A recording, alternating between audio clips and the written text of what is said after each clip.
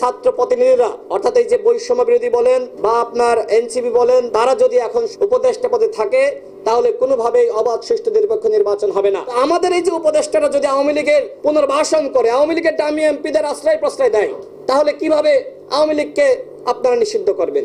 হাসিনার সময় আমরা বলেছি যে হাসিনা ক্ষমতায় থাকলে কোনোভাবেই অবাধ সুষ্ঠু নিরপেক্ষ নির্বাচন হবে না। সুতরাং এখন এই বাকি দুইজন ছাত্র উপদেষ্টা সরকারের বিভিন্ন দপ্তরে থাকলে কোনোভাবে বাংলাদেশে অবাধ সুষ্ঠু নিরপেক্ষ নির্বাচন হবে না। আমাদের রেজনা আপা তারা মিলে 3 জন দামি এমপিকে জামিনের ব্যবস্থা করেছেন। হাইকোর্ট থেকে জামিন পেতেন না, এই কারণে নিম্ন আদালত থেকে তারা সরাসরি হস্তক্ষেপ করে জামিন করিয়েছেন। 2 জন উপদেষ্টা, একজন হলেন জনাব আদিলুর রহমান শুভ্র আর একজন আমাদের রেজনা আপা।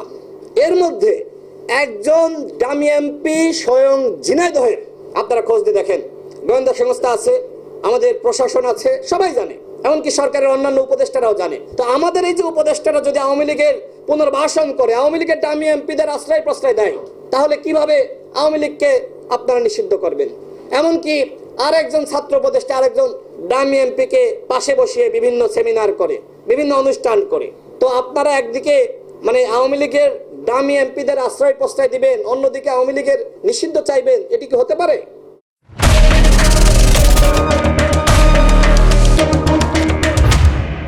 এই উপদেষ্টা পরিষদকে আমি স্পষ্টভাবে বলছি, আওয়ামী লীগকে যদি আপনারা নিষিদ্ধ না করেন তাহলে কিন্তু জনগণ আপনাদের বিরুদ্ধে আন্দোলন সংগ্রাম শুরু করবে। সরকারে রয়েছে বিভিন্ন দপ্তরে, ডিসি অফিস সহ বিভিন্ন অফিস আদালতে এখনো পর্যন্ত ছাত্র প্রতিনিধিরা রয়েছেন। এই ছাত্র প্রতিনিধিরা অর্থাৎ এই যে বৈষম্য বিরোধী বলেন বা আপনার এনসিপি বলেন বা অন্যান্য তাদের সংশ্লিষ্ট ছাত্ররা বলেন, তারা যদি এখন সরকারে থাকে, উপদেষ্টা পদে থাকে, তাহলে কোনোভাবেই অবাধ সুষ্ঠু নিরপেক্ষ নির্বাচন হবে না।